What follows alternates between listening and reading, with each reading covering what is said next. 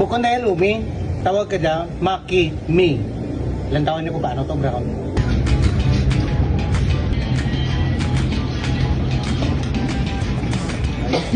Baklian ka panitan. Pork strip. Ipit na ipit. Tenderize. Matagal ito eh. Start na gamay. Para sa velveting na siya.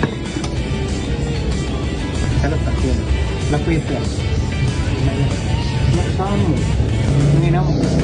Sesame oil. Bayan tala na siya mga 30 minutes. Tubig. Pero bantaan mo lang. Huwag dito na ginagisa. Bombay ka ahos. Gamay na. Huwag ko kumaan kung ano original na pampalasa kasi ka ng butang. Ngayon bukod na Chinese tayong taha mo. Pipili ka lang. Gusto mo Mami Bird. O kung gusto mo pork sabor. O kung gusto mo Nor Cube. Pero ako mas prefer ko ang pork sabor. Saan mo na dito ito? Saan ta black pepper gamay? Ilon ka rin ang kanin. Isa lang. Nag-velvet na dahil yung mga ginatawag mag-velvet king.